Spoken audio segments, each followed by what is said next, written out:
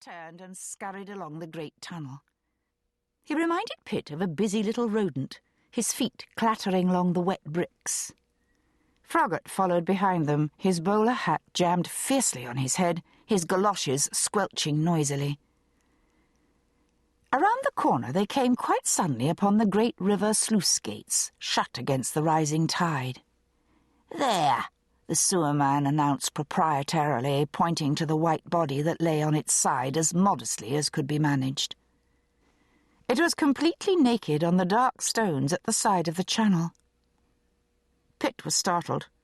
No one had told him the body was without the ordinary decency of clothes, or that it was so young. The skin was flawless, no more than a fine down on the cheeks. The stomach was lean, the shoulders slight. Pitt knelt down, momentarily forgetting the slimy bricks.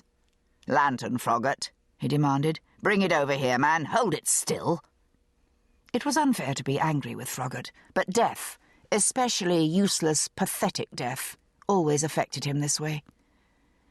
Pitt turned the body over gently. The boy couldn't have been more than 15 or 16 years old, his features still soft. His hair, though wet and streaked with filth, must have been fair and wavy, a little longer than most. By 20 he might have been handsome, when his face had had time to mature. Now he was pallid, a little swollen with water, and his pale eyes were open. But the dirt was only superficial. Underneath he was well cared for.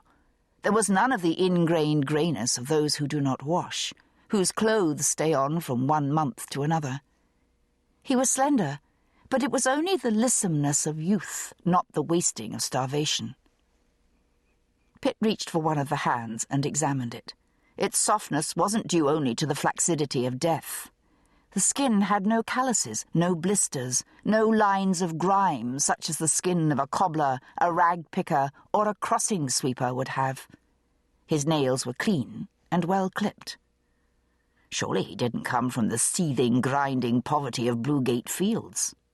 But why no clothes? Pitt looked up at the sewer cleaner. "Are the currents strong enough down here to rip off a man's clothes?" he asked. "If he was struggling, drowning." "Doubt it." The cleaner shook his head. "Maybe in the winter, lot of rains, but not now. Anyhow, not boots. Never boots. He can't have been down here long, or rats have been at him. Seen a sweeper's lad eaten to the bone, I have, what slipped and drowned a couple of year ago." "How long?" He gave it some thought, allowing Pitt to savour the full delicacy of his expertise before he committed himself. "Hours," he said at last. "Depends where he fell in. Not more than hours, though. Current won't take off boots. Boots stay on." Pitt should have thought of that. "Did you find any clothes?" he asked, although he was not sure he could expect an honest reply. Each sewerman had his own stretch of channel, jealously guarded. It wasn't so much a job as a franchise. The reward lay in the pickings garnered under the gratings. Coins, sometimes a gold sovereign or two, the occasional piece of jewellery.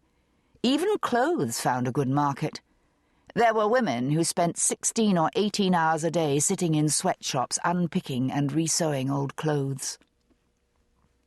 Froggatt hopefully swung the lantern out over the water, but it revealed nothing but the dark, oily, unbroken surface. If the depths held anything, it was sunken out of sight. "No," the sewerman answered indignantly. "I ain't found nothing at all, or I would have said. And I searches the place regular." "No boys working for you?" Pitt pressed. "No, this is mine. Nobody else comes here, and I ain't found nothink."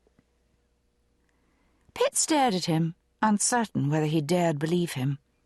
Would the man's avarice outmatch his natural fear of the police if he withheld something? As well cared for a body as this might have been dressed in clothes that would fetch a fair price. "I swear, God's oath," the sewerman protested, self-righteousness mixed with the beginnings of fear. "Take his name," Pitt ordered Froggatt tersely. "If we find you've lied, I'll charge you with theft and obstructing the police in the investigation of a death. Understand me?" "Name?" Froggatt repeated with rising sharpness. Ebenezer Chubb. Is that with 2 B's? Froggatt fished for his pencil and wrote carefully, balancing the lamp on the ledge. Yes, it is, but I swears... All right. Pitt was satisfied. Now, you'd better help us get this poor creature up and outside to the mortuary wagon. I suppose he drowned. He certainly looks like it. I don't see any marks of anything else, not even a bruise. But we'd better be sure. Wonder who he was, Froggatt said dispassionately. His beat was in Bluegate Fields, and he was used to death. Every week he came across children dead of starvation, piled in alleys or doorways. Or he found the old dead of disease, the cold, or alcohol poisoning. Suppose we'll never know now. He wrinkled his face. But I'm damned if I can think how he came to be down here, stark as a babe. He gave the sewer man a sour look. But I've got your name, my lad, and I'll know where to find you again, if as I should want to. When Pitt went home that evening to his warm house with its neat window boxes and scrubbed step, he didn't mention the matter. He had met his wife Charlotte when he had called at her parents' extremely comfortable, respectable home to investigate the Cater Street murders 5 years ago in 1881.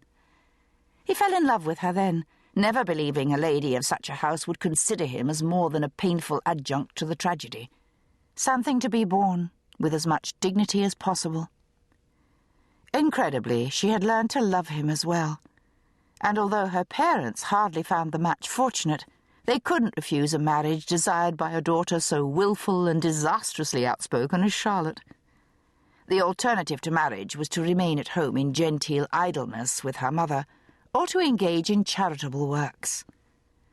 Since then, she had taken an interest in several of his cases, often to her own considerable peril. Even when she'd been expecting Jemima, it hadn't deterred her from joining her sister Emily in meddling in the affair in Calendar Square.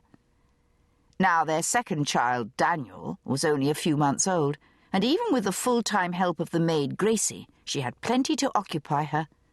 There was no purpose in distressing Charlotte with the story of the dead youth found in the sewers below Bluegate Fields. When he came in, she was in the kitchen, bending over the table with the flat iron in her hand. He thought again how handsome she was, the strength in her face, the high cheekbones, and the richness of her hair. She smiled at him, and there was the comfort of friendship in her glance. He felt her warmth, as if in some secret way she knew not what he thought, but what he felt inside, as if she would understand anything he said, whether his words were fluent or not, easy or awkward. It was a sense of coming home. He forgot the boy and the sluice gates, the smell of the water. Instead, the quiet certainties washed over him, driving out the cold. He kissed Charlotte, then looked around at all the safe, familiar things. The scrubbed table, white with wear, the vase of late daisies, Jemima's playpen in the corner, the clean linen waiting to be mended, a small pile of coloured bricks he had painted as a toy, Jemima's favourite. Charlotte and he would eat, and then sit by the old stove and talk of all kinds of things, memories of past pleasures or pains, new ideas struggling to find words, small incidents of the day. But by noon the next day, the body under Bluegate Fields was forced back to his mind sharply and unpleasantly. He was sitting in his untidy office looking at the papers on his desk, trying to decipher his own notes, when a constable rapped on the door and, without waiting for an answer, came straight in. "Police surgeon to see you, sir. Says it's important." Ignoring any acknowledgement, he opened the door wider and ushered in a neat, solid man with a fine grey beard and a marvellous head of curling grey hair. "Cutler," he announced himself smartly. "You're Pitt. Been looking at your corpse from Bluegate Fields sewers. Miserable business." Pitt put down his notes and stared at him.